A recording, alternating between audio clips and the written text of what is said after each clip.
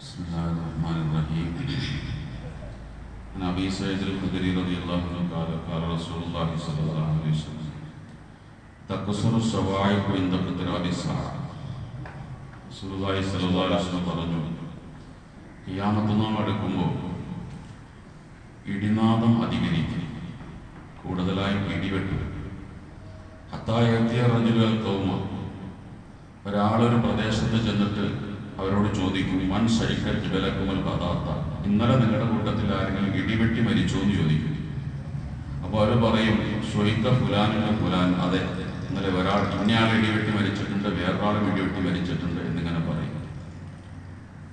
അങ്ങനെ ഓരോ പ്രദേശത്തും ധാരാളം ആളുകൾ ഇടിവെട്ടേറ്റ് ഇടിമിന്നലേറ്റ് മരിച്ചു പോകുന്ന അവസ്ഥ അന്ത്യനാളോടടുത്തുണ്ടായിട്ട് ഇപ്പൊ തന്നെ ഭൂമിയിൽ ഒരു ദിവസം 8 കോടി പ്രാവശ്യമാണ് ഇടിമിന്നലുണ്ടാകുന്നതെന്നാണ് ഏകദേശം കണക്ക്.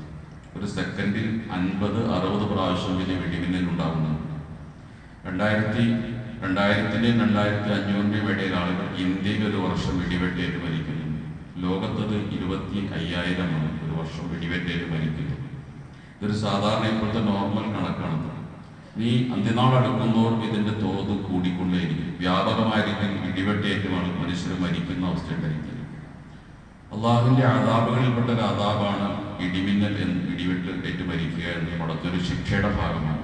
പല സമൂഹങ്ങളിൽ സമൂത് പത്രത്തെ അള്ളാഹു നശിപ്പിച്ചത് അങ്ങനെയാണ്. ബനൂ ഇസ്രായേൽ സമൂഹം അള്ളാഹുവിനെ പരസ്യമായി കണ്ടാലേ ഞങ്ങൾ അള്ളാഹിനെ ആരാധിക്കുമെന്ന് പറഞ്ഞപ്പോൾ അവരെയും അള്ളാഹു ഈ രീതിയിൽ ഇടിവെട്ടേറ്റ് അവർ മരണപ്പെടുന്ന ഒരവസ്ഥ. പിന്നെ അള്ളാഹു അവരെ ജീവിപ്പിക്കുകയും ചെയ്യും. റഅദ് എന്നാണ് ഇടിക്ക് അറബി പറയുന്നത്. ഖുർആന്റെ ഒരു സൂറത്തുൽ റഅദ്, ആ പേരിൽ തന്നെ ഖുർആനിലൊരു സൂറത്തുണ്ട്.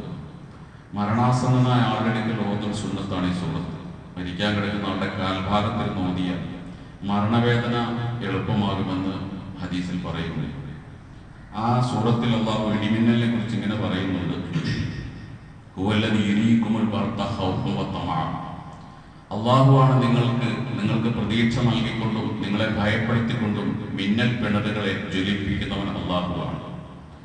ഇടിമിന്നൽ ഉണ്ടാകുമ്പോൾ മനുഷ്യന് പ്രതീക്ഷയുണ്ട്, മഴ പെയ്യുന്നുള്ള പ്രതീക്ഷയുണ്ട്, അതോടൊപ്പം തന്നെ പേടിയുണ്ട്. ഇതൊരു അപകടമാകുമെന്നുള്ള പേടി മനുഷ്യനുണ്ടാകും.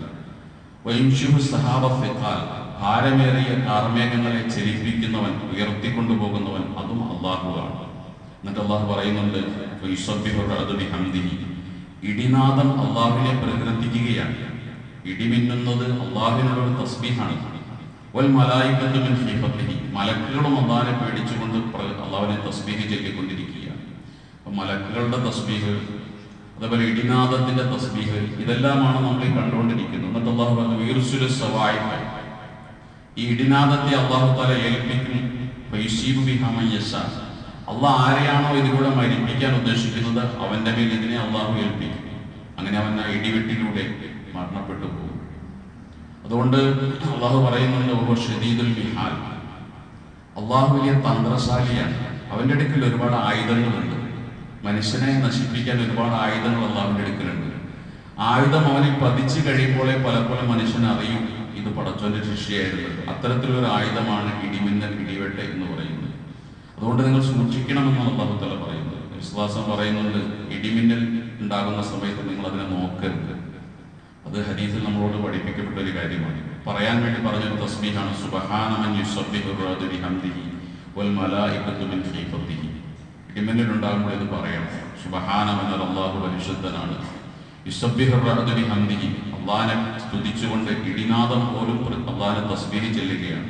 വൽ മലായികതു മിൻ ഖീഫത്തിഹി, അല്ലാഹുവിന്റെ മലക്കുകളും അല്ലാഹനെ പേടിച്ച് തസ്ബീഹ് ചൊല്ലിക്കൊണ്ടിരിക്കുകയാണ്. ഇത് നമ്മൾ പറയണം. നമ്മുടെ ഒരു സേഫ്റ്റിക്ക്, സുരക്ഷയ്ക്ക് വേണ്ടിയാണ് ഈ തസ്ബീഹ് ചെല്ലാൻ വേണ്ടി പഠിപ്പിച്ചത്. അല്ലാഹു തആല ഇത്തരത്തിലുള്ള അദാബുകൾക്ക് നമ്മളെല്ലാവരെയും കാത്തുരക്ഷിക്കുമാറാകട്ടെ. അല്ലാഹു നമുക്ക് മഗ്ഫിറത്ത് നൽകി അനുഗ്രഹിക്കുമാറാകട്ടെ. സുബ്ഹാനല്ലാഹി വബിഹംദിഹി സുബ്ഹാനക്കല്ലാഹുമ്മ വബിഹംദിക അഷ്ഹദു അൻ ലാ ഇലാഹ ഇല്ലാ അൻത അസ്തഗ്ഫിറുക.